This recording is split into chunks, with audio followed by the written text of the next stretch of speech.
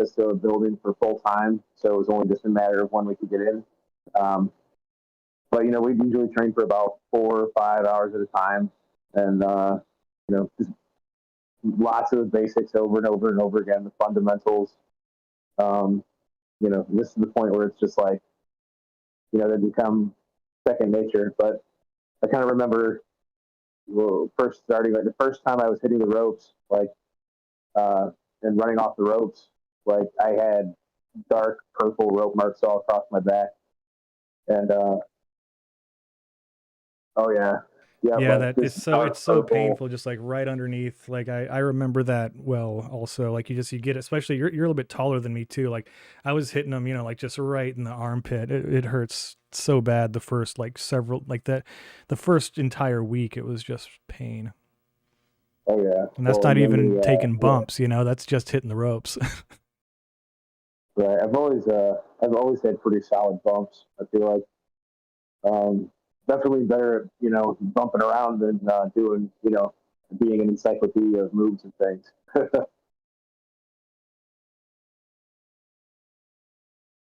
I mean, yeah, there's a different, like, you don't really need that many moves. Like you look at, there's the joke over the years, like Kevin Nash, right? He's got 3 moves and one of them is a hair flip, but yeah, I mean, I think that's kind of unfair. I think he had like maybe 5 or 6 moves, and one of them was in fact a hair flip. The guy has a beautiful head of hair. Why shouldn't he use it to his advantage? And the ACL tear. Well, yeah, there was that one of his big moves. Yeah. That's, I think a lot of guys have that as one of their finishes. The quad tear. Sure. Yeah, definitely took. I think it's the same one that took Triple H down at one point. But yeah. So you're training like hours at a time. Like they were really just trying to wear you down, because I mean, I think one of the things that folks don't really understand too about wrestling is just how cardio based it is. Even, for bigger dudes, like, I mean, you're not, 6'8" or whatever, but like even for, guys that are that big, like it takes even if it looks like they're moving slow, like it takes so much cardio health to be able to like go just move another person around for 10, 15 minutes, and that's like kind of a short, like maybe a 10-minute match is kind of your average on these indie shows, but like you will be so tired after 10 minutes. Like as a regular person, I don't know that they could do it. Like, I don't know. I probably could not do it without some, training to get back into it. And like, it's not even just, jogging or that kind of cardio. Like you really have to, it's your whole body. I mean, you're using, you really are just like helping, like you're moving another person around. And people are like heavy. it's hard. So do you have any, so when did you, I forgot if you already said, but what year did you actually start training? I want to say it was either 2018 or 19. I want to say 2019 probably. Mm-hmm. Or maybe 2018. It's hard to say for sure at this point. Mm-hmm. And then there was, there was a little while before I started actually having matches where I stepped away for a few months because I had a seminar go really horribly and just got kind of wiped out my confidence and made me feel like I wasn't meant to be there. But then I had realized that I had unfinished business and then I had to bring this character to life, so I went back. And you have, yeah. I mean, Travesty, routinely one of the most popular guys at these indie shows I've seen you at, especially so like really surprisingly. So Travesty's this kind of intense character, but like he also has this sort of childlike understanding of a lot of things, I think. Mm-hmm. And he's the most popular with kids. Like whenever, when I've been to those shows, like afterwards, you're just getting like mobbed at the gimmick table with like these, 8-year-olds, like that are just, you're their favorite wrestler. And it's, I mean, that's gotta be one of the, that's gotta be one of the things that keeps you doing it. Would you say that's accurate? Oh, definitely. Like it's amazing. Cause like, I just don't get it with the kids. They just want to help, and it's like, I think what really got it going in the beginning is I would just lose constantly. And then I would just be like, I always talk about how, oh, I'm so sorry I didn't win. I feel so bad, and they would just be like, no, you did great. They just want to make you feel better. And you kind of develop a connection, especially when you have a recurring audience that you see over and over again. But yeah, it's one of the most fun things about it. That's an important thing too. And I think you're kind of lucky in a way to have like Pro Wrestling King down there. And are there any other groups you want to name drop that they're kind of pretty regular down in the where you're working? Well, right now I only have like 2 companies on the schedule. It's just PWK and RCW. Mm-hmm. But I'm trying to branch out a little more. I did just pick up a booking in Wisconsin for September. I don't know where that's at yet, but I said yes to that, so we're going to find out. But yeah, I didn't fill up too much. I didn't fill up too much of my schedule at the end of last year, which is kind of when you normally start filling stuff up and doing tryouts and things. But I really wasn't sure if I was going to keep going. So, but I feel a little more rejuvenated now. It's good. Yeah, it can be tough, and I totally understand this from like your frustration on a couple different levels. Like there's the one of being an independent creator, which is what all pro wrestlers are, even if they work for one of the big companies. Like they're still, they're still considered contractors on some level, and you do still have to really take care of and cultivate your own audience. Because if you don't, then the company has all the power, and you get fired one day, and then you go, you get a job at the car dealership or something, or go back to the job you had before you got signed, right? Like that kind of stuff. Right. You have to build your own audience, or at least like try to capture some of the audience that you get from being on the big shows if you're lucky enough to make it up there. But yeah, it's a tough. It can be really, really frustrating. Like when I think these sorts of things are always like you work really hard, and then maybe you don't quite get the response you wanted, or maybe it's fine and you're doing okay, but you kind of end up at like a level where you just kind of feel like you've plateaued and you're stuck at this level, like not even creatively, but just in terms of the audience and like what people are actually want from you, or how much of you they want to see. And it can be really hard to break out of that, like, and not take it like personally, or like in a way, like you're, like can you talk a little bit about, I mean, you and I have talked before about, there's been a couple of times where you've very seriously considered just quitting, even though you've been pretty successful for your first couple of years as like a new guy. In a really difficult time with, the ongoing pandemic and everything, like, houses are pretty far down still compared to what they were like 5 years ago. And so it's tougher to even justify the toll and wear and tear on your body, right? Like, what's your kind of, when you're really worried about it, or when you're really thinking, I don't know, like what keeps you coming back and keeps you putting on the gold mask and boots?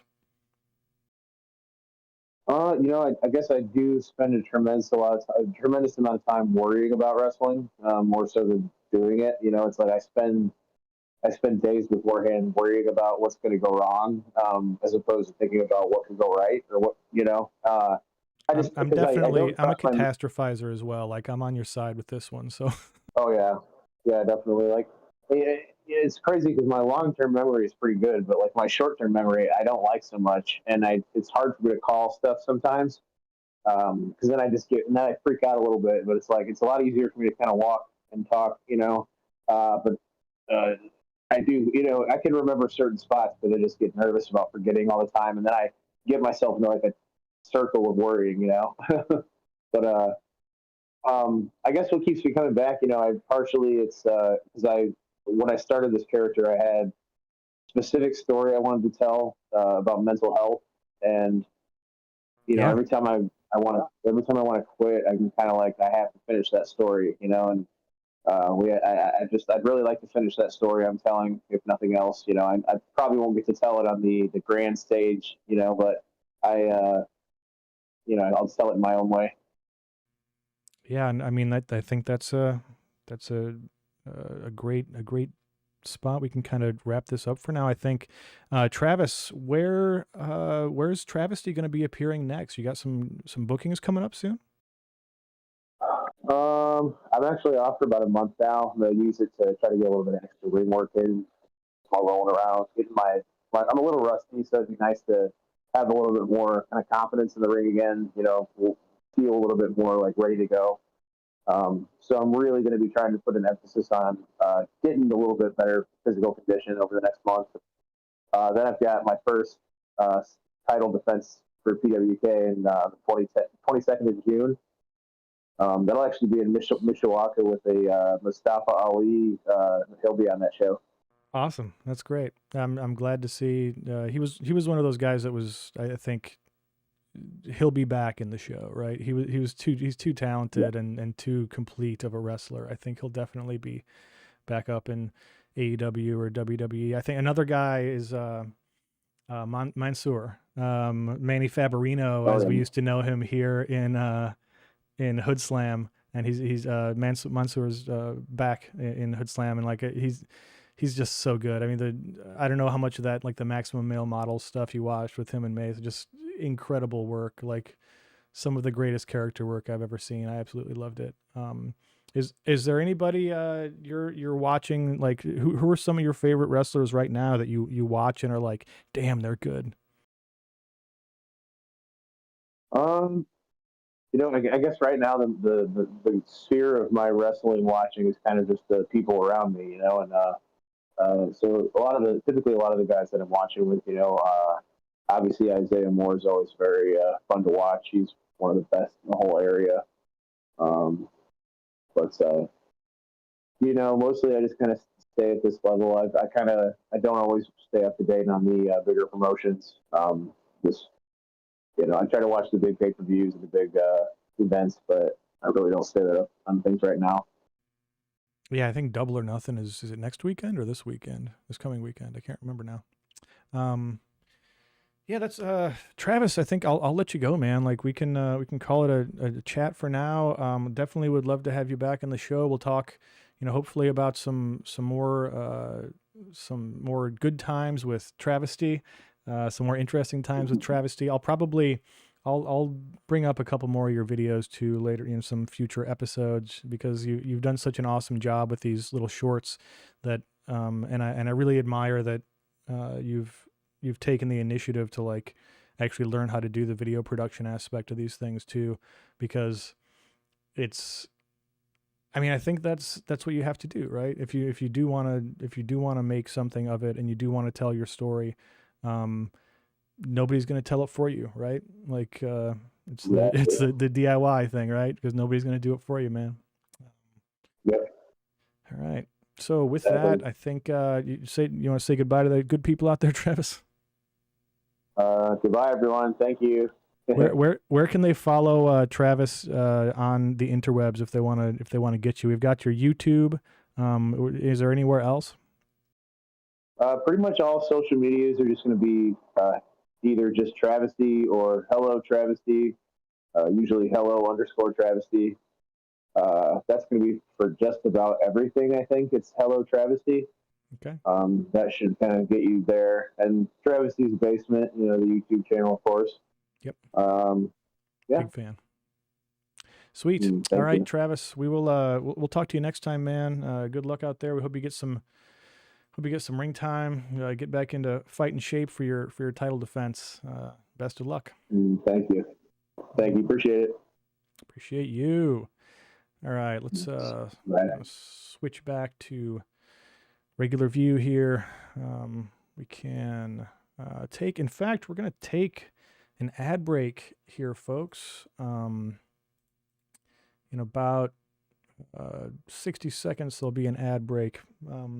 Our next guest here, thanks so much for sticking around, and thanks to Travesty. Our next guest here will be Jinger Zeng. We're a little bit late for Jinger. Sorry, Jinger. Thanks for being so patient and waiting.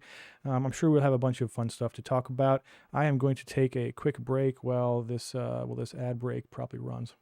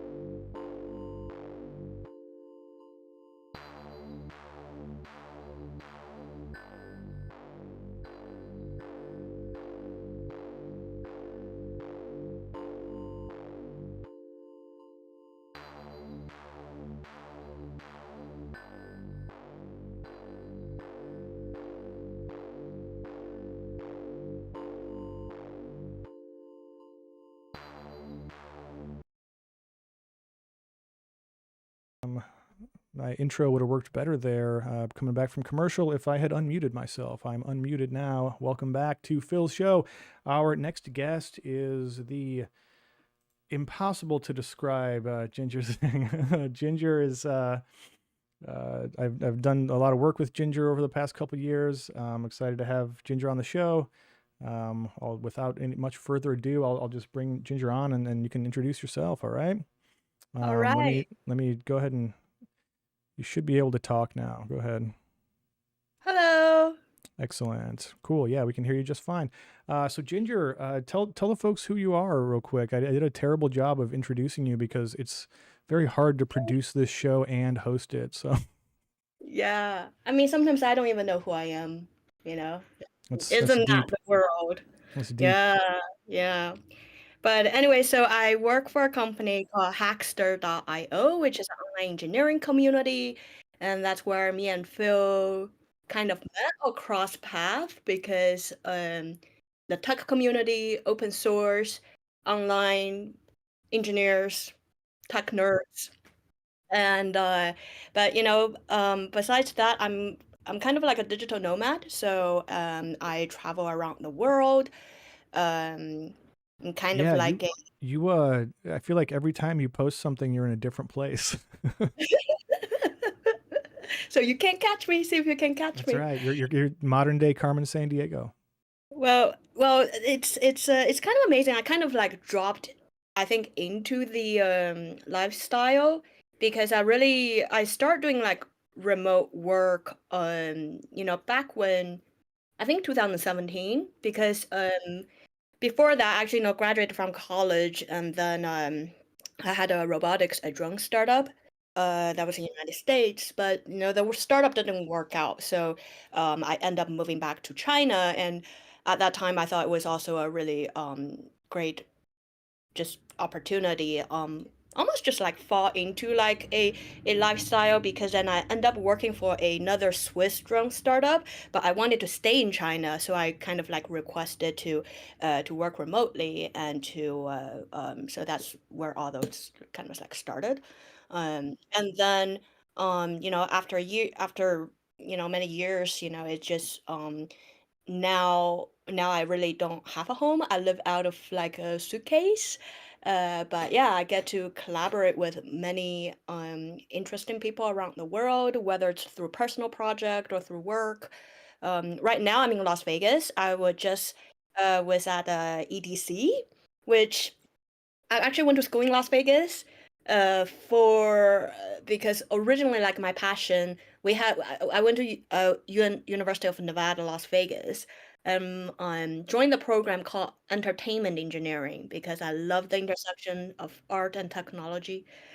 But that program actually didn't really work out the school. I ended up switching to mechanical engineering like in sophomore year. At that time, the career advisor told me I would never be able to get a job outside of Las Vegas if I continue with that program, which, like, do not ever listen to career advisor in your school. That's good advice. So yeah, it was a pretty amazing weekend. Lots of music. If you've ever been to EDC, hooray, here's another raver. But yeah, it was a blast. Like every time, like when you dig the festival stuff. We've talked about this before. Like, that's like your jam, right?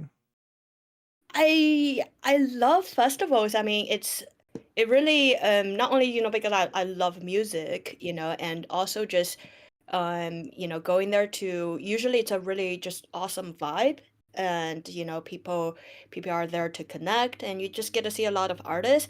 But I'm also kind of like a tech junkie, so what makes EDC kind of really also amazing is just all the tech that's around that festival, right? Like there's drones that's in the sky now sync with the music and beeping, like with the music. Yeah, and That's just like thousands of them, right? I mean, there was like you sent some videos. Maybe I can pull one up here. Like that was nuts.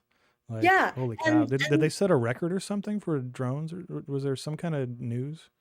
Well, probably, but I mean, since I came from the drone world, I came from when Intel had like 100 drones in the sky and did like the Intel logo, and that was like the record, That was a right? huge deal. People were like, "Oh shit!" That's like, whoa, drones, Yeah. and they informed the Intel logo, right? Yep. And that was Yep. like, I think that debuted in Las Vegas as well, and it was back in 2014-ish. Mm-hmm. And that was a lot of like drone buzz around then. Like Amazon was trying to do drone delivery, but but since I had like a failed drone startup, I always have also this just like more jaded view about drones. But this time, like when I saw like that in front of me, and how like it has come such a long way. Not only just you're able to control that many drones in the sky, but it's like syncing to the music beat. Right. As the DJ is playing. That's amazing automation in terms of just interoperability, right? Between music, between MIDI, and the robotics. So, yeah, that was amazing. The fireworks are amazing, and all the light shows, all the lasers. Like I was talking about how fast those lasers, and because I still remember in the days when I first did entertainment engineering. It was a lot of the programming of the lights. I'm gonna try to pull up one of these videos from your From Twitter. Jinger's Facebook. What's your Twitter again? Oh shit, it's gonna It's make not me on my log Twitter. in. I think you have to go onto my Facebook.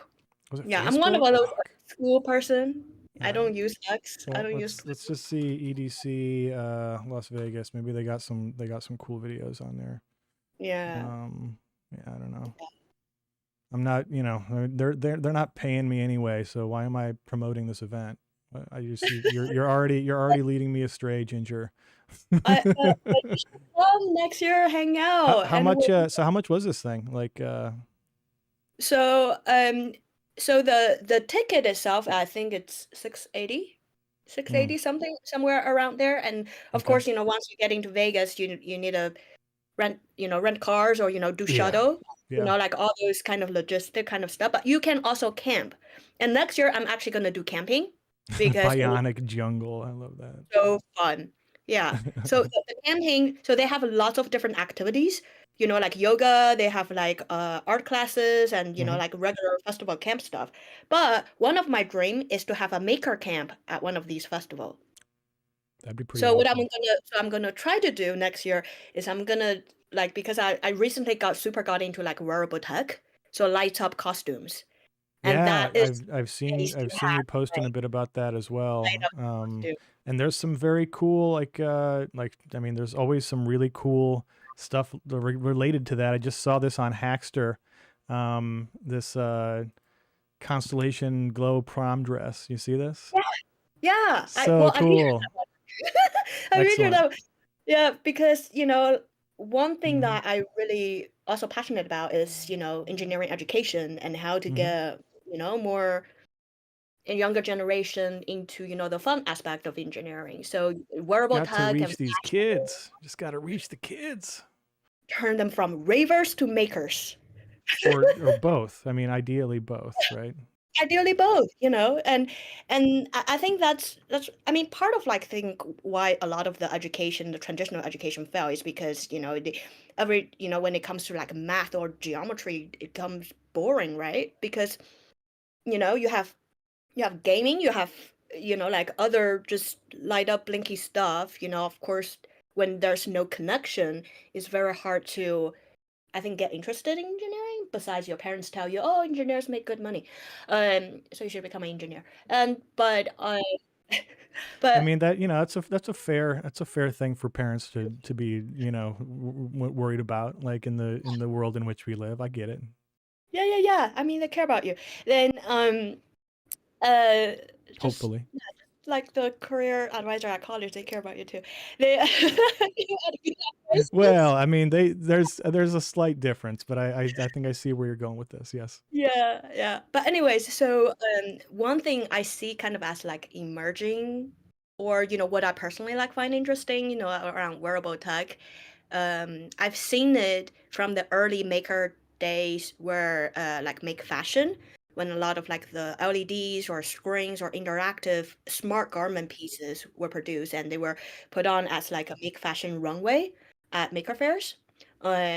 I've always been, kind of like a fan of that area, but never really personally pursued it. So, but recently, yeah, I'm doing a artist in residency program at Calgary, Canada. Nice. What? Which is Where in Calgary? where in Calgary? Yeah, like is it a specific? Yeah. So it's a makerspace called Fuse 33. So it's a Fuse 33 makerspace, and the founder of that makerspace is also the founder of Make Fashion. So they Very cool. produced, over 200 kind of like these smart garment prototype and did make fashion runway at maker fairs, like through like in 2015, like before COVID, between 2015 to like around 2019-ish. And now, so I specifically, wanted to do a artist in residency program there because I want to really learn, a lot of the tech side of aspect, collaborate with other designers, fashion designers, regain sewing skills, and then Build those calluses back up. one sewing machine, and it's just such a great um I just like really like it, kind of to me brings me the the intersection, right, of like what I what I like to, like show off as like girl, and then as well as, the all the techie side of things. And it's Yeah, amazing how actually when producing certain like fashion or garment pieces, how much math is in terms of creating interesting geometry, right? absolutely. Or when you have to calculate, how much power you have to, running through Absolutely. the wires and stuff. So yeah, I was like even like talking to Phil, right? Like the other day, like just already mentioned, so like what, what if we can create like some interactive things, with even like OpenMV or CV kind of stuff, and that would be like super cool because now cameras, are like super small, and you can perhaps put it in your like where you put them actually in the clothes. It's a hard it's a hard integration problem. It's not actually not that simple. It's not just, a question of style too. It's also a matter of safety and like you got to be like you don't you got to be careful. You don't want like stuff to be anywhere where it could possibly get, a little bit wet, for example, like cuz that's deeply unpleasant. I mean, most of the time these things are only getting powered by like a AA battery or something, so it ain't going to kill you, but it will hurt like a son of a bitch. Like it does not feel good. Yeah. Yeah, exactly. So my mentor at Fuse 33, he was talking about they did a commercial for Alberta Travel for like these skiers wearing these like light up ski suits coming down the hill, right?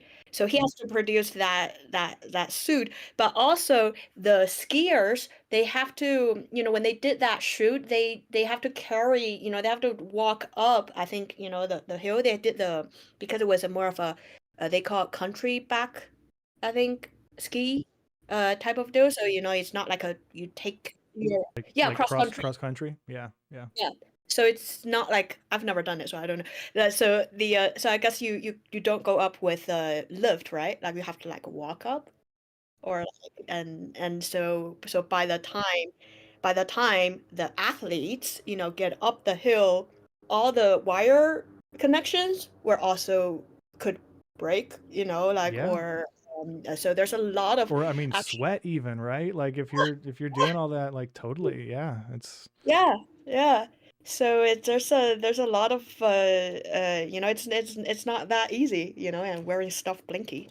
There's a lot that's of true. like reliability issues, Mm. those kind of things. Unless you get into it, you won't know the intricacy of it. You got any you got any cool recent projects you want to share with the people? I can pull them up on in the web browser here. Mm, They can be stuff for work, it can be personal, it doesn't matter. It's my show, we can do whatever the hell we want. that constellation dress project, right? Mm-hmm. It's you can pull it up because Yeah, that's you not want to my talk about it a little bit? that's not my project, but it's exactly the kind of things that Yeah. I like to promote in the Mm-hmm. community. So should I post it here? Like, do you I have it just I here? just brought it up on the in the window here. Okay, You can awesome. Yeah, yeah. yeah. Like this one is Angelina Suboy? Suboy? yeah. So for people who are not familiar with Hackster, there's Mm-hmm. a lot of very interesting. It's an online community, and Mm-hmm. it's known for the hosting place for reference open source electronics projects. Me personally, I professionally, I'm the contest manager at Hackster. So so there will be people posting Hackster projects like this one as like a tutorial of showcasing how they build their project and the story behind them. And one is that they sometimes use it as an online portfolio. Second, it kind of builds interaction, right? If somebody happens to like it, there's a strong community sense at Hackster. But also, Yeah. we do these Hackster contest as bread and butter to also engage the individual developers from around the world with also bigger companies and sometimes corporates, sometimes just sometimes startups and sometimes nonprofit tech orgs Yeah. in promoting and again it's another way of like engage the community, right? When Mm-hmm. people can build project and they can win prizes and have their projects being seen by judges, and which a lot of time the judges are from higher up of companies and kind of Yeah, showcase your it can talent. be great. It can be great for, your resume or whatnot, just to have, have participated in one of these and ranked even if you didn't win. Like for example, I know we've got the Vand 2.0 contest going on right now, which we've been promoting. Yeah, Um, yeah, was our old buddy Paula Ramos, yeah, mi hermana. Um, Yeah, and of course, OpenCV, my day job, one of the nonprofit that I do a lot of work with.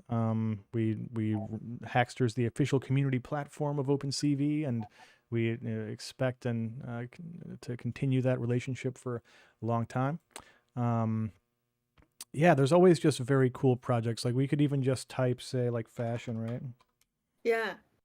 You can And type we in can. fashion, you can type in OpenCV, like Hmm. OpenCV has its own platform hub that Yep. we call. So it's a good Oh way for wow. people just to find kind of self-organized content, right? Like Yeah, internet content around definitely. certain type of topic. Yeah.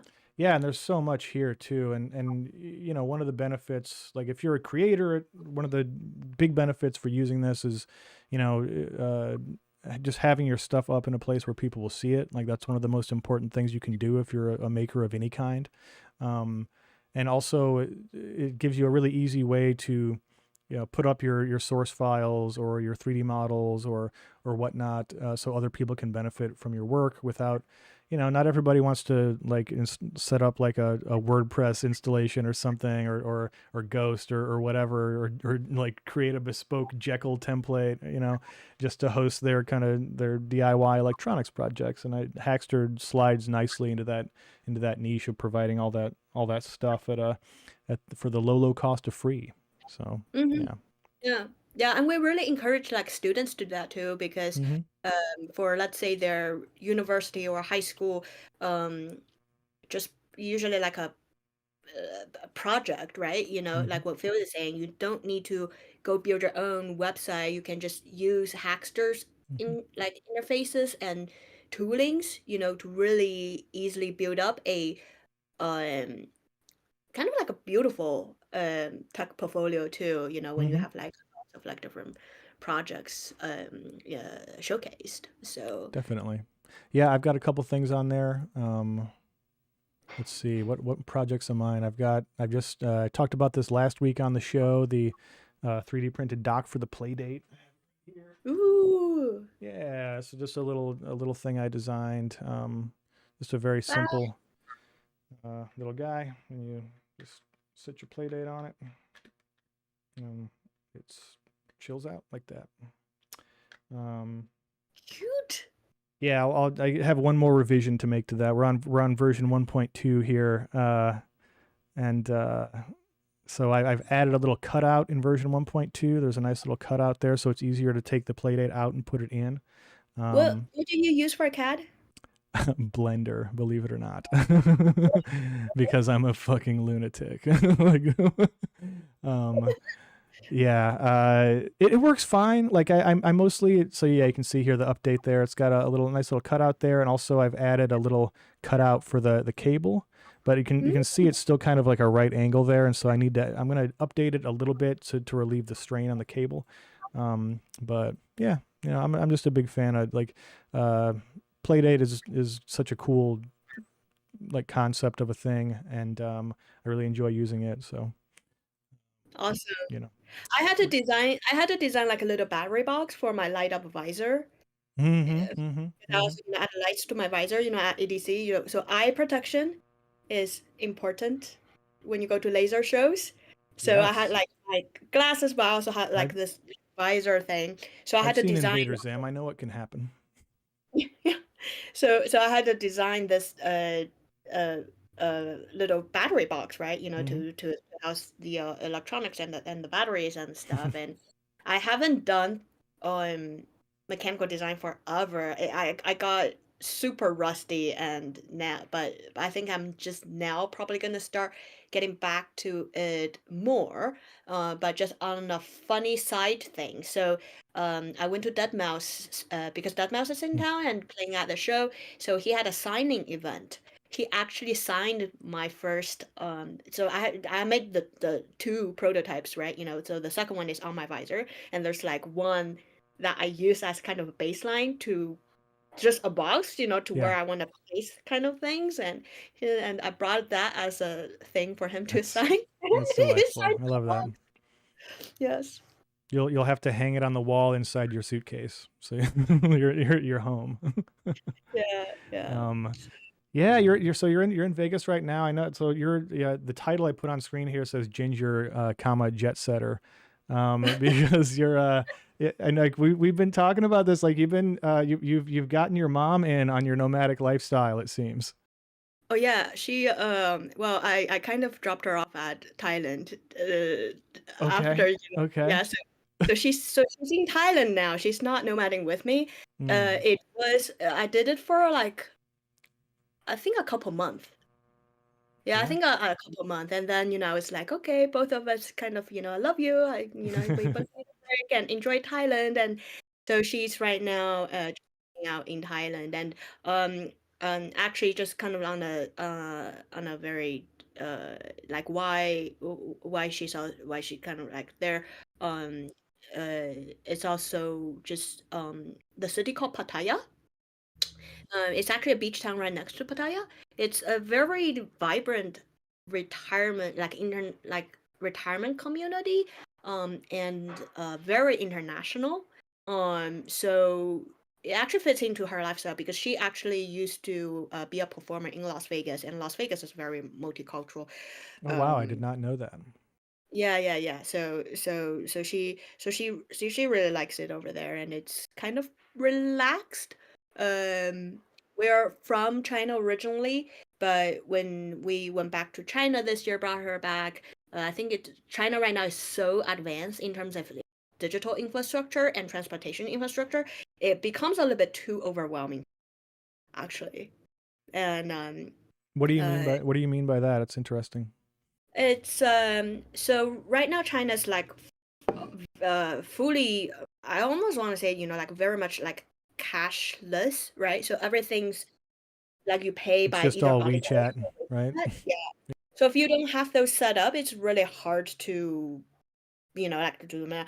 And then also we're from a city called Chengdu where like the metro system, all the public transportation system is very much advanced. But again, if you're not used to that, it can be very overwhelming in terms of like which station you get off at, like and the city has grown so big.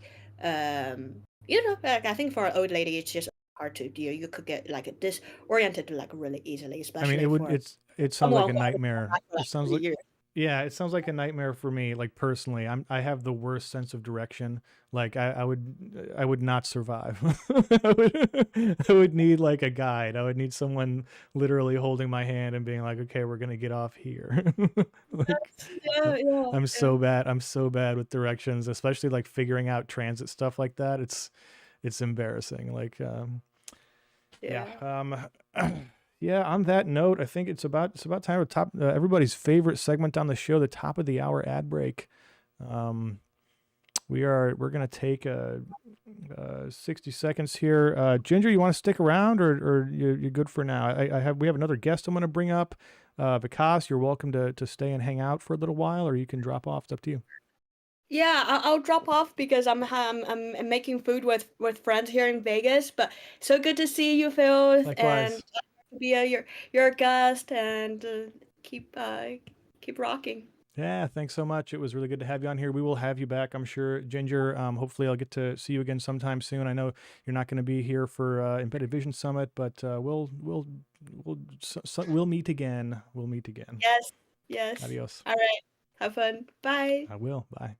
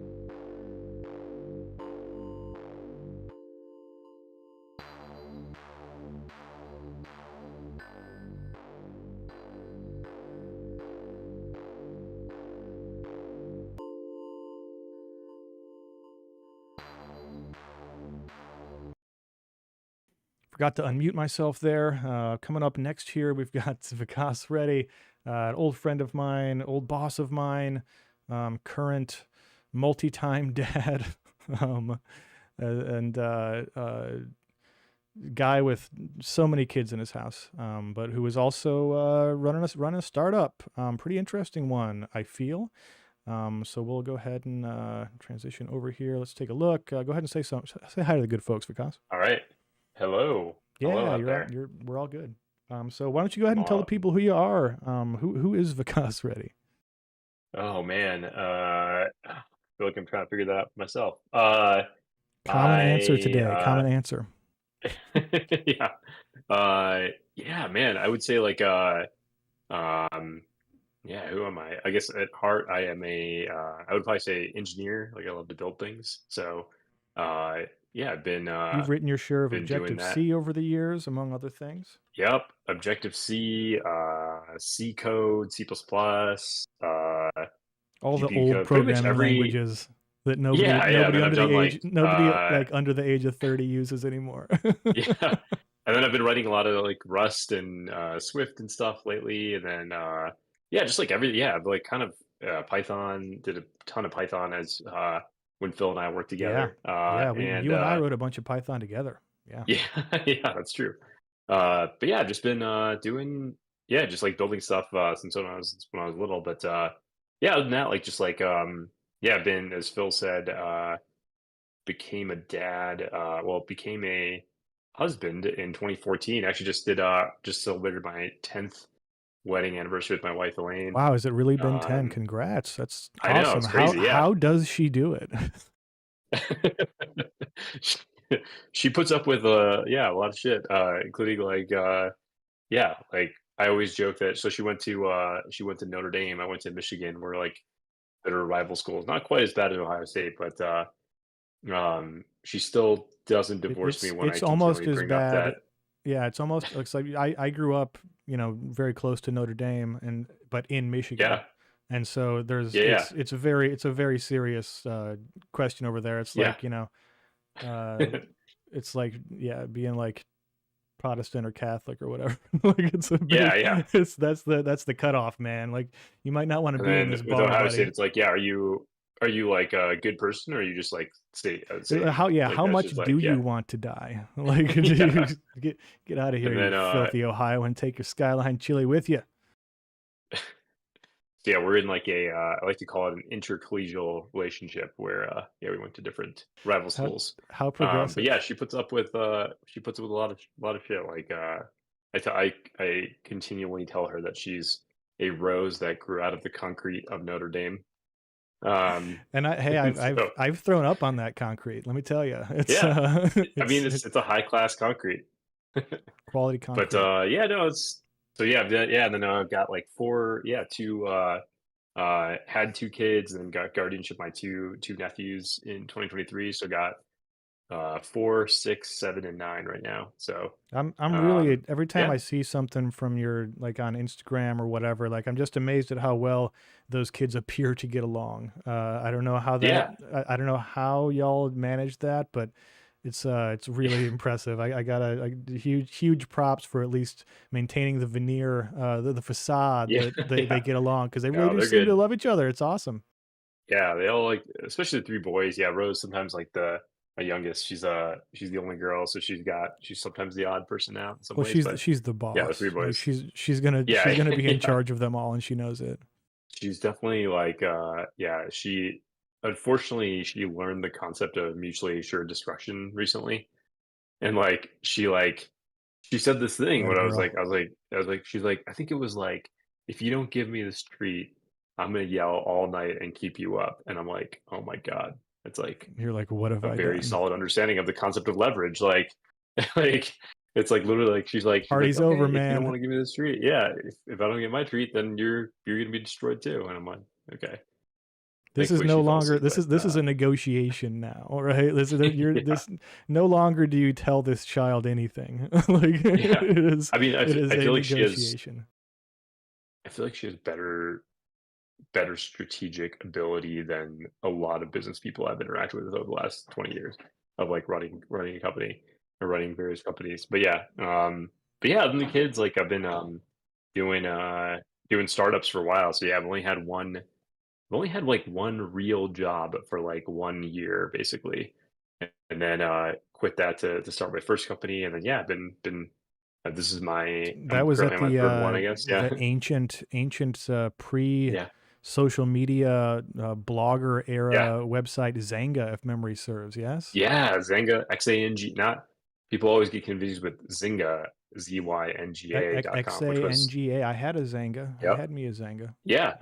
I I met, was dude. Zynga was like yeah. I met an old girlfriend on Zanga, if memory serves. Yeah. Zynga was like so Zynga was it was actually a really fun place to work. And actually And with that, we're everyone gonna on take the engineering time out team. here and Yeah. do the shot of the show. This is Oh, Fancy nice. Malort, purchased by Awesome. brought to me by Adam Rodnitsky, one of the episode 1 Ooh, guests. It's called Besk. Besk, I guess. I'm not sure how to What? pronounce it or where it's from. It is basically a very fancy Jepson's Malort. You can see it's kind of like All right, you know clear, what? but Let me join you with a douches on. little Yeah, go something. for it.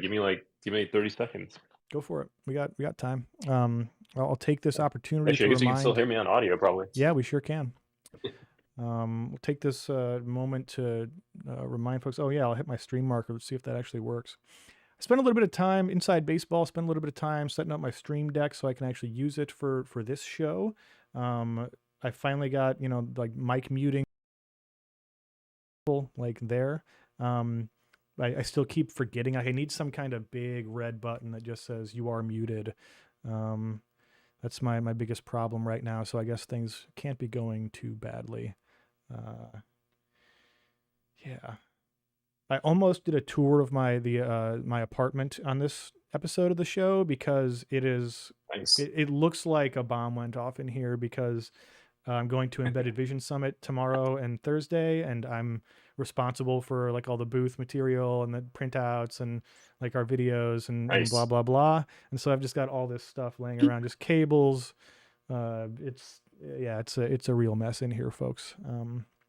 But it's gonna be a fun All right, show. we're I drinking a think. little bit Yeah, cheers. Oh wow. of Scotch Excellent. whiskey. Yeah, I got fancy boy. I forget who gave me this, but My favorite thing to do is mispronounce the names of scotches on purpose, just to try to upset people that like scotch. Anyway, down the hatch. Fuck swords. yeah, it's crazy. Yeah, Can't believe you're drinking fancy Malort. It almost seems like you're cheating on Malort. It tastes kind of like it's a lot more floral than regular Jepson's Malort. Like, I think Malort is more. I mean, people have described it as like drinking Windex. I don't know why they know what Windex tastes like. I'm not here to judge. I drink Malort. Yeah, this is sort of like it's like it's wormwood based, and so it's very floral, but also very bitter, and kind of acidic. But I mean, that one was actually not too bad. Like I would drink more of it for sure. I've half the bottle's gone. People saw it. Who am I kidding? Yeah. I was gonna say a bit related to your office. Like I work from home here, and I've got like I realized I needed to clean it up because it was getting to the point where it was like I would like bump my webcam. I would like yeah, I would like bump my webcam and be like, oh god, no. It'd be like tell people how I live. Like yeah, exactly. That's exactly what I was gonna say. And I do. It's like yeah, there's definitely some moments where like, please don't tell anyone how I live. Yes, I know that one. I know that one. Yeah, that was it was getting bad. So yeah, let's. I mean, it's been a while since we talked about Light Twist. You want to talk a little bit about your startup? Yeah. I'll bring up the website here while we're doing that. Let me. Yeah, you can pull up the. I guess actually there's a good little demo on there. As I belch into the microphone like a professional. Yeah. You want to play this? You want to play this video? Sure. Yeah.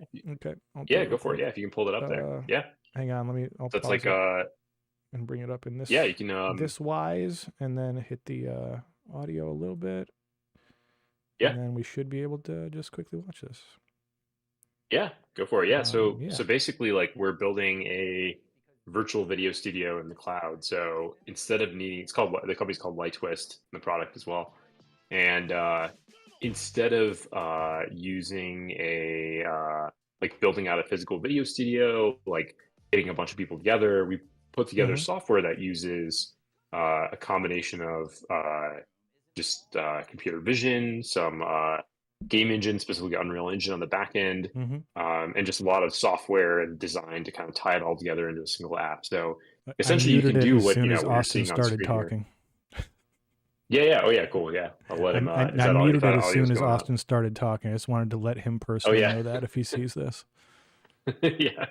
But yeah, this is one of our early customers. They're called the Smartest Studio, and they're building this awesome game show. And yeah, so Austin's actually, you'll see it kind of here in the video, but he's actually in his New York City, like a New York City apartment essentially. And he's using a green screen, actually not technically required, but like just using a single iPhone. So all the camera movements, all the other things that are happening in there are all virtual. And so yeah, we've just we've been we've made it so that like all the heavy lifting happens on the server side. So you just need if you can run Zoom, you can basically run Light Twist, but you can do something like what you're seeing on screen here, rather than having to just have it be a boring Zoom endeavor. So camera person can be remote. In fact, even Phil's been jumped into the studio before to run the cameras for Smartest and other people. But yeah, you can just basically run the cameras remotely. You can have people join from all over the world. I think this specific video we shot where the camera person was in DC and the Austin, who was like on the talent on screen, was like in New York City. So yeah, that's where we're at. Team is super small, just two of us full time, couple contractors, and yeah, just trying to crank away. So yeah, we're getting close to just trying to get enough revenue to get to profitable, and then keep going from there. Yeah, excellent. Yeah, we were before you joined here, we had a couple of our guests. Our first guest was Travesty, the pro wrestler, Travis Timm, aka Travesty. He awesome. we're hawking some shirts. If you want to support local indie pro wrestling, go to brainbustertees.com/wrestlers/Travesty. This is my personal favorite, I think, of his merch. It's a riff on the Texas chain. Oh wow, awesome PHP errors, guys. Love to see it. Security malware firewall is what it's. I'm gonna have to send these guys an email. So this is the design. I love it. It's a Texas Chainsaw Massacre. It was originally "Who will survive and what will be left of them," which is one of the all-time greatest taglines for like any film in history. Yeah, that was a great tagline. Yeah, no, it was I took the kids to I sent you some photos, I think, but the yes, you were in Mexican Mexico City. Yes, indeed. I mean, it was pretty. I'm jealous, honestly. Like I've never been. I've never been to Mexico. I've never been to Mexico. I lived in Southern California. I lived like an hour from the border, and like less than that. And it was like you could literally drive there. Yeah, it was 30 minutes. I lived 30 minutes away from the border. No, I will be visiting soon. I'm really looking forward to it. But I've never been, and so you got to go to Arena Mexico, right? Was that what it was? Yeah. I think so. Yeah, it was amazing. It was the kids got into it. Yeah, we had like because we were kind of looking for we're like, okay, where can we take? And we went from like 4 or 2 kids to 4. Yeah, like, four kids on vacation. Yeah, that's tough. I mean, it's tough enough. Mexico City was actually surprisingly inexpensive too, like compared to like food and stuff. Like once we got there, and even the tickets were, because that was probably what we were looking for, is like somewhere we can go that was cheaper, but like flight wise, because 6 versus 4, but it worked out well. It was like a really fun and the wrestling was amazing. It was like it was just crazy to see. I'm pretty sure the owner also owns CMLL, the biggest, like one of the oldest pro wrestling organizations, Consejo Mundial de Lucha Libre. Oh, really? I'm pretty sure he owns Arena Mexico. I may be wrong, but it's definitely like the main it's one of the main things. Like there's wrestling there every week, like, and has been since it was constructed. Whenever that was, I don't know when the building was finished, but yeah, we went on like a random capacity 16,000. I mean, that's pretty solid. Like, how full was it when you were there? Yeah, it was like maybe I want to say we went on like a random ass day. I think it was like a Tuesday, right? So and it was like I want to say it was at least half full on a Tuesday. And you had pretty good seats insane. too. Like y'all were not far away. Like, we got like what were the tickets like price wise over there? I think Elaine got them, but they were not. It was not that. It was like it was cheaper than. I mean, it was absolutely cheaper than going to like a movie theater in the U.S. Put it up on screen here, like you can kind of see what the. It was nuts. I mean, it was just crazy. It's a great venue and really like basically was designed for pro wrestling, like literally and figuratively designed for pro wrestling. Yeah. Because that's where they shoot their show, every week and all that kind of stuff. So yeah, it's awesome. I love that. Yeah, Mexico City was great. Like it's a really cool. It's just really interesting because it's not like what you like U.S. people think of as Mexico. So like, beach or whatever, but. It's like it's a big ass country. Mexico's like big ass city. Is large. Yeah. Mexico itself is the country is large, and it's like it's probably about half, maybe a third the size of the U.S. Maybe. Yeah, and Mexico City is like a big it's not just Mexico City like the central part. It's like the whole area around it is its. They have like all their Yeah. It's not exactly like New York City with like boroughs, I suppose, but kind of like each like borough, each area. There's like all these different neighborhoods, and they all have their own sort of style. We'll see.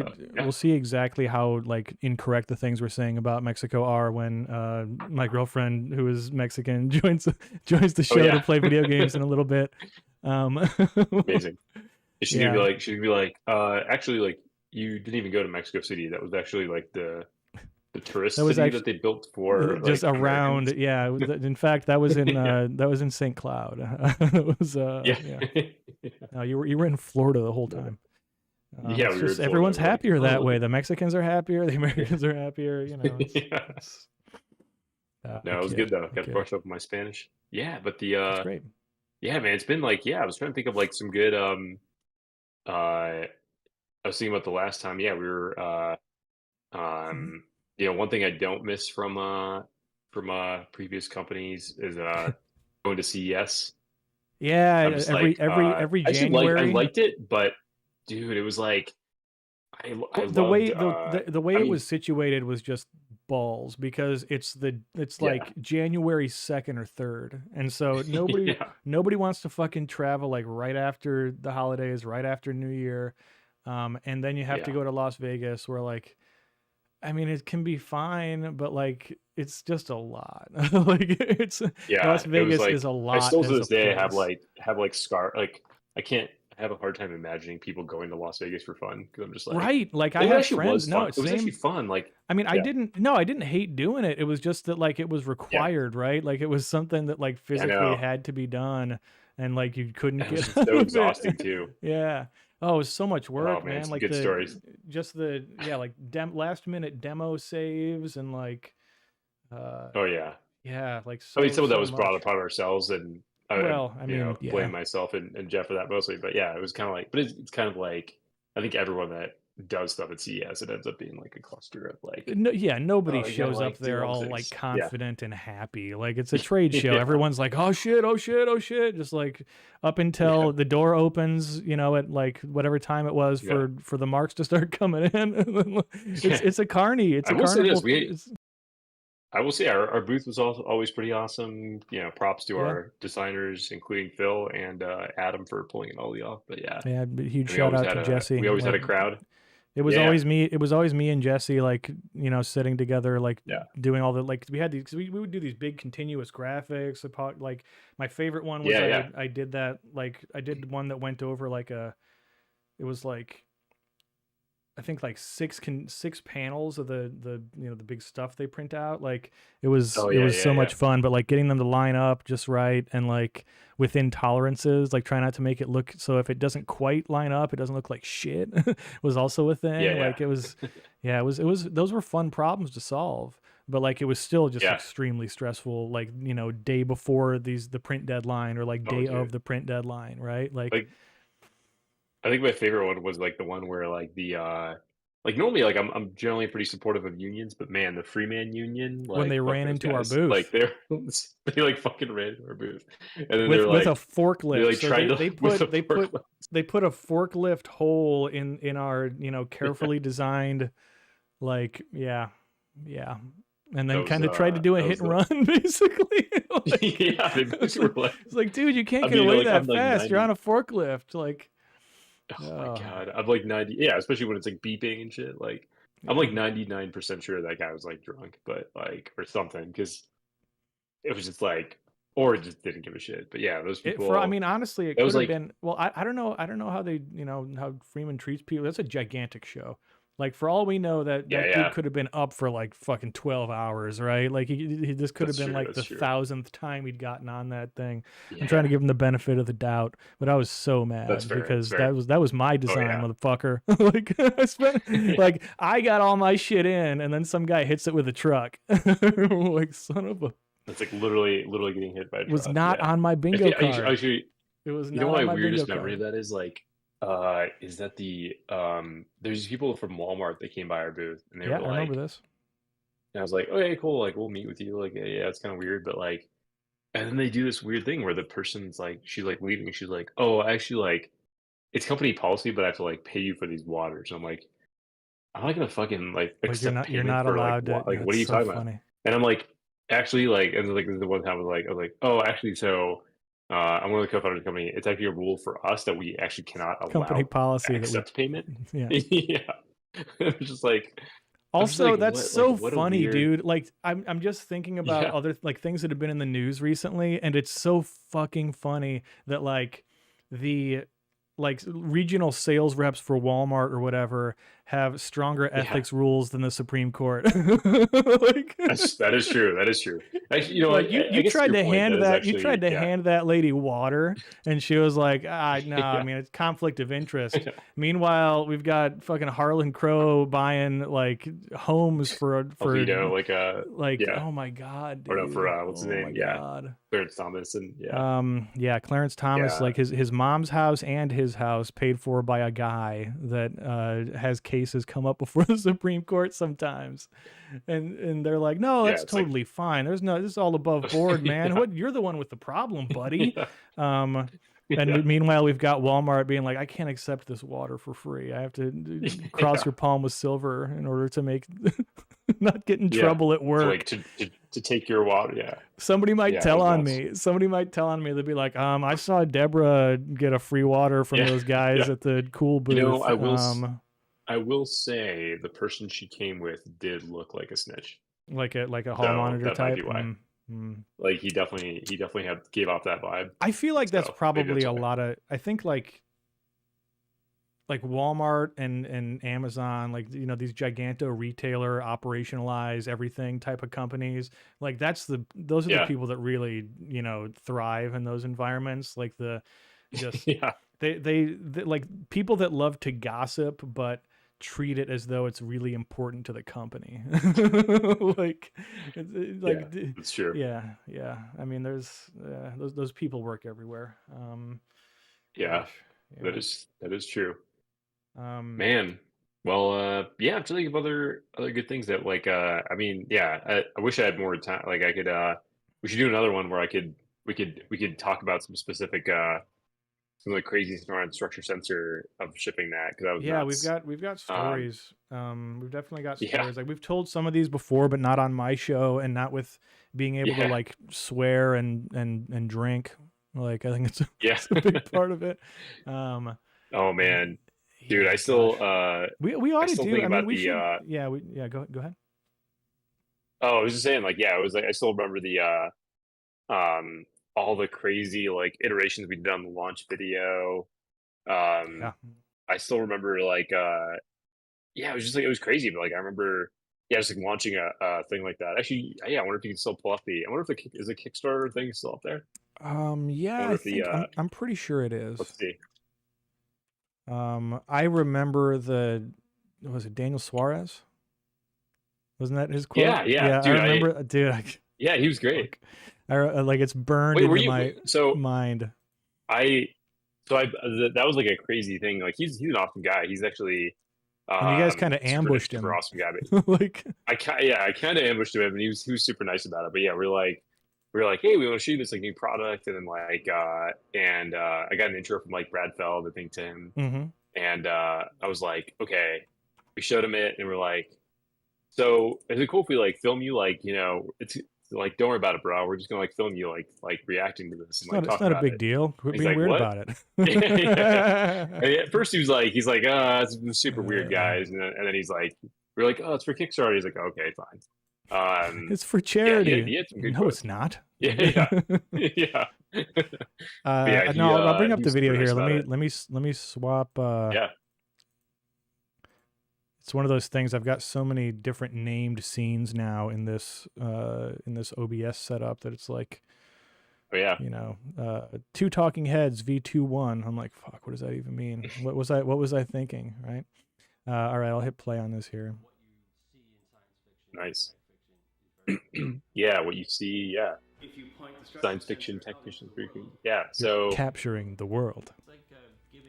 Yeah, he did a good job. Actually, he had a good and John Underkoffler, who's founder and I think now CEO of Minority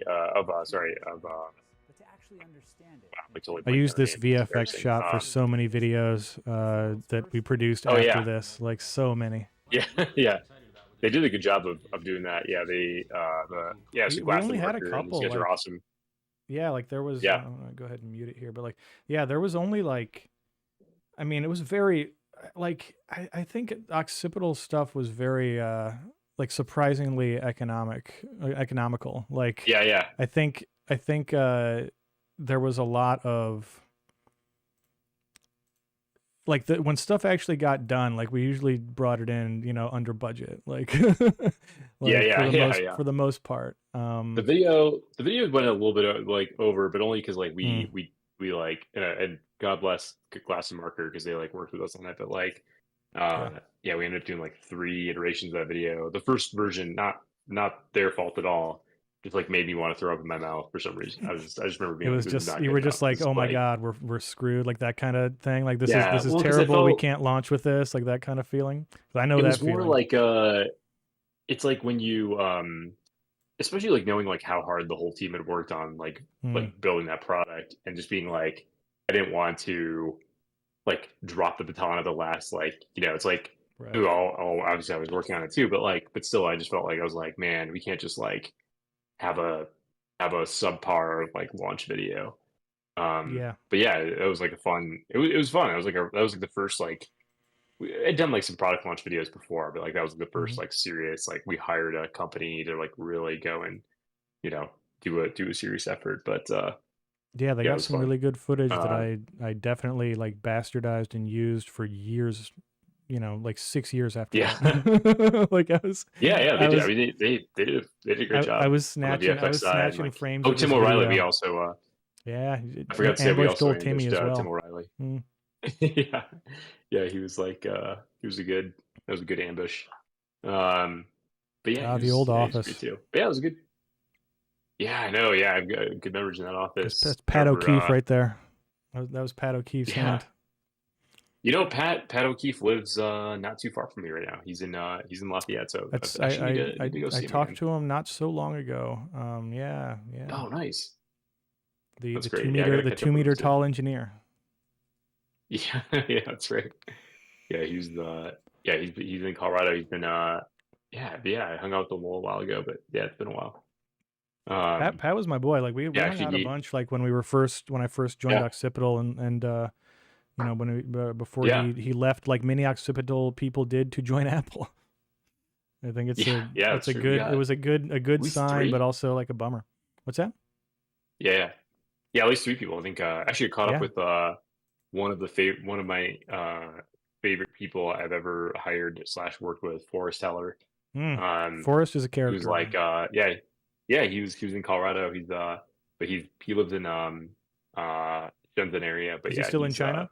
Married. He's got 2. Yeah, he's got 2. Yeah, I mean, he must have moved there. It's got to be almost 10 years since he moved to Shenzhen. Like, I think it's right. Yeah. But he was like, yeah, he's like one of my favorite people in general, but also like total like diamond in the rough that we Jeff and I hired. And like one of my favorite things, like we were like Michigan kind of on guy, the fence wasn't about him he? initially. Wasn't he a U of M guy? No, he's from Colorado actually. Oh, He really? went to Okay. CU, dropped out of CU. One But of the few he, like Colorado homers on the early occipital team. yeah, Nice. exactly. But he was thinking about he like applied, and then we were like, I don't know. And then he just like showed up the office. He's like, hey, like I just wanted to like show you guys I like reverse engineered some of your like code for like this is like for an app 360 panorama. And he was like showing us, he's like, oh, I think like this is what these are like the different things we're doing. I'm like, Jeff and I are like, okay, we should probably just hire this guy. This guy seems legit. You're like, number one, he's right. But yeah. No, number two. Yeah. Yeah, but like that's the kind of fun that's the kind of stuff that I love. He wrote like the original firmware for Structure Sensor, right? Like and a lot of, he did a lot of, yeah. I mean like battery a lot stuff. of it was like adapted from battery stuff actually. That a lot some of that stuff was Evan Fletcher actually did some of the battery control stuff. But yeah, but Forrest did a ton of the most of the firmware in general, and then he also did the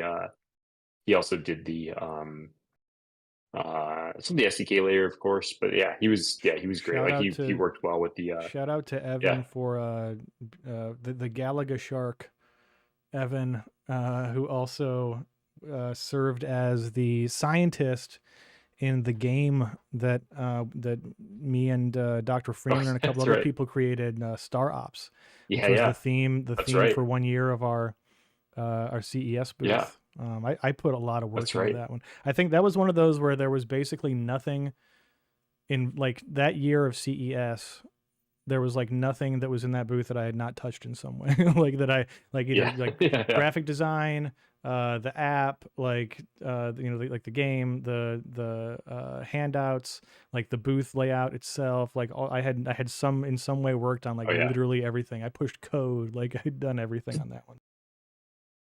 No, it was crazy. I mean, yeah, I still think about like that. The team, like the small team that launched like Structure Sensor. I was like, oh my god, we definitely should have had more people. But like, how? I still wonder how.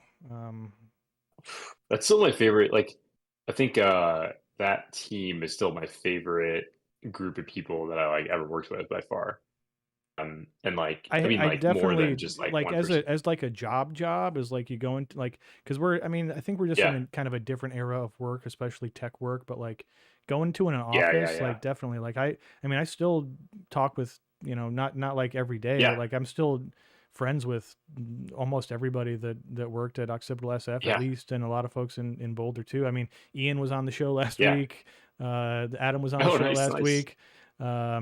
That's great. Like, I'll probably have like 6 or 10 more ex-Occipital people on the show, like just because we're still homies, like we still hang out. It's I know. I feel like I can say I definitely fucked up a lot of stuff, but I feel good about getting hiring. I feel like hiring for the most part people. we did pretty good. Yeah. With some exceptions, but pretty much overall they know who they are. They're not fucking watching this. They don't give a shit. Yeah, that is true. But no, it's been fun. I hope your kids are doing great, Robbie. Yeah. Speaking of which, I think it's time for shot number 2. Bad news from Mexico, folks. There is a massive internet. This is real. I'm not joking. A massive internet outage in Tijuana right now. Looks like there was maybe some kind of train crash or something that fucked up. It's the one thing that seems to be very difficult about the border towns in Mexico is that like the infrastructure is even worse than it is here, like in terms of like roads and internet and stuff. And it does seem to go down fairly often, which is a huge bummer, because it seems like basically everything else is better. Also, my girlfriend's there and she's so cute. She lives in Mexico? Yeah, Natalia's born and raised in Tijuana. That's awesome. She will not be on the show this week, but will be on the show next week. We'll play some Vampire Survivors. Okay. She's actually way better at Vampire Survivors than me now, which is very like funny because I had like 20 30 hours into it before like I showed it to her and we started playing together, and she's like just immediately surpassed me. Like she knows like all the stuff that I don't know, and it's all these unlocked everything that I'm like, how the fuck do you do that? And I was like, yeah, no, she's awesome. That's great. But yeah, no, Natalia, born and raised Tijuana. We met at the PX4 developer conference, the Drone Code developer conference last year in New Orleans, in fact. Wait, where did she dropping Phil lore on company? people here? What's that? Does she work for a drone related company? There's the Drone Code Foundation, which she's been doing some graphic design stuff for. Nice, and nice. She was over there as part of like she'd done a bunch of the graphic design and was also like working on social media, things like that during the show, and we just happened to meet and hit it off and spend a couple of days like hanging out until like 2 or 3 in the morning in New Orleans. And nice.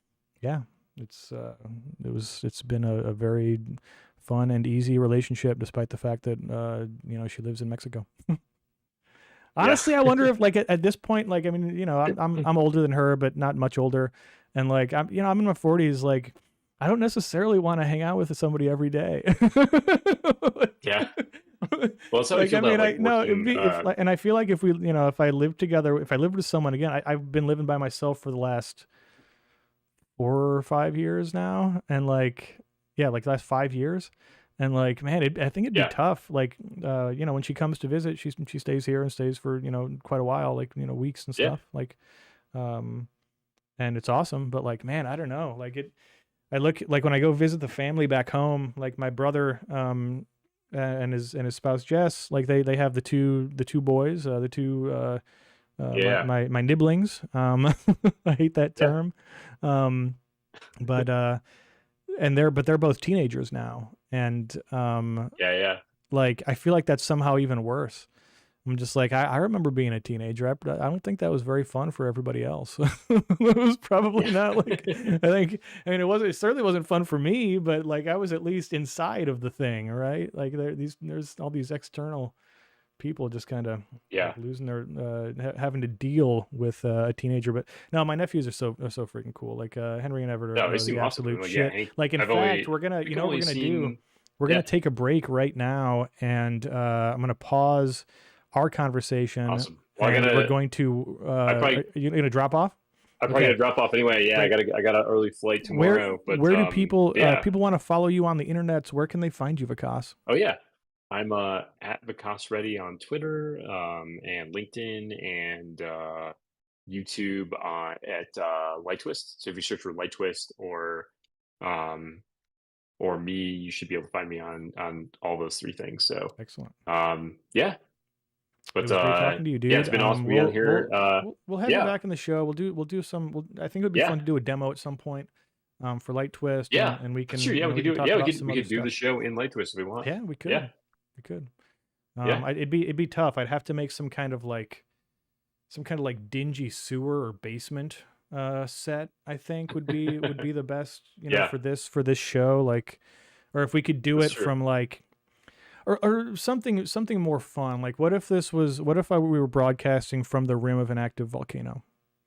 Like that could be, could be.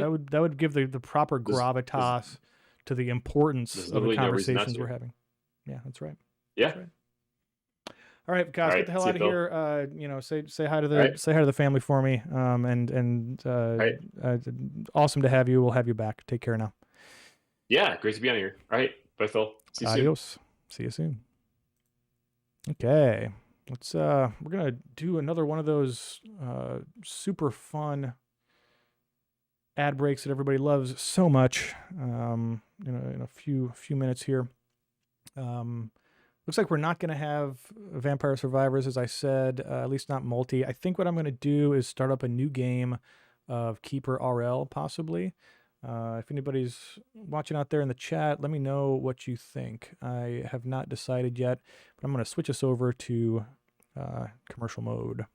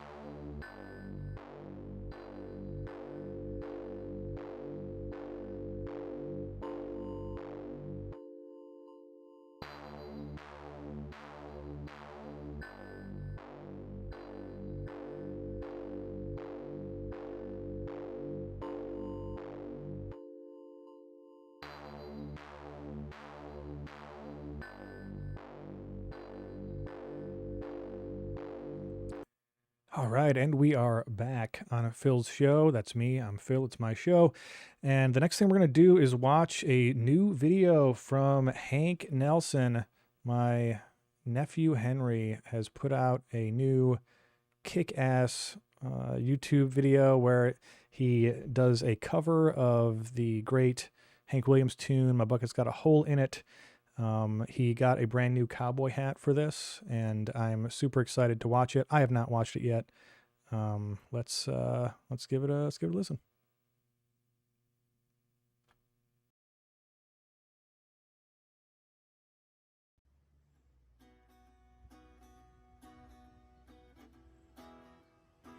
Well, my bucket's got a hole in it. Yeah, my bucket's got a hole in it. Yeah, my bucket's got a hole in it. I can't find no bear. Well, I'm standing on the corner with a bucket in my hand, just waiting for a woman that ain't got no man. 'Cause my bucket's got a hole in it. Yeah, my bucket's got a hole in it. Yeah, my bucket's got a hole in it. I can't find no bear. Well, I went up on the mountain. I looked down at the sea. All the crabs and the fishes doing the bebop beat. 'Cause my bucket's got a hole in it. Yeah, my bucket's got a hole in it. Yeah, my bucket's got a hole in it. I can't find no bear.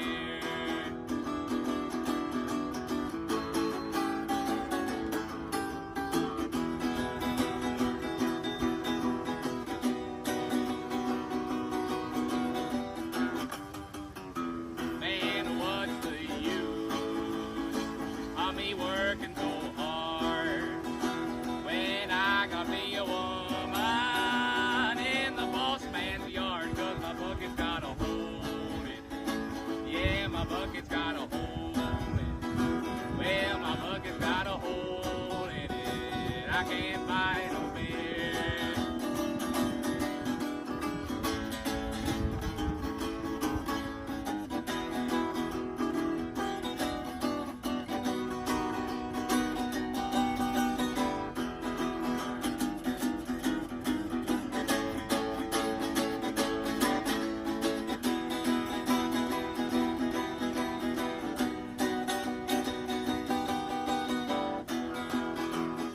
Well, my bucket's got a hole in it.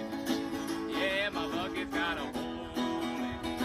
Yeah, my bucket's got a hole in it. I can't find no bear.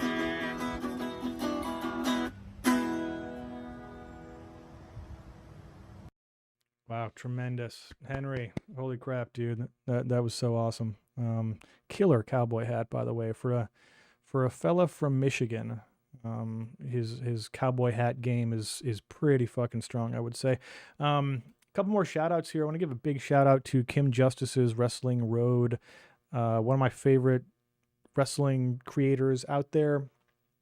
They've got a Patreon, patreon.com/KimballJustice. Some just kick-ass deep dive videos about some of the most consequential people, feuds, and events in pro wrestling history. And one of my favorite channels to watch just in the background while I'm working on something, especially if it's an episode I've already seen. But awesome stuff, like the hour-long video on the rivalry between Giant Baba and Antonio Inoki, who founded All Japan Pro Wrestling and New Japan Pro Wrestling, respectively, after being trained by one of the all-time greats. Joe versus Kenta Kobashi, the biggest women's wrestling show ever, Big Egg Universe, Stan Hansen and his Triple Crown reigns in All Japan, the Lariat, of course, one of the most popular Western wrestlers in the history of Japan, without question, like top three. Terry Funk could be on there as well. Got a whole long half-hour video about the only time that Dory and Terry Funk ever wrestled each other in front of a crowd, I guess. So super cool shit. 100% up my alley.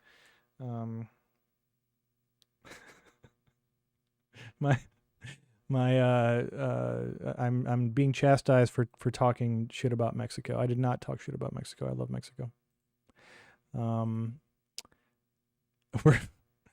going to pull up here another.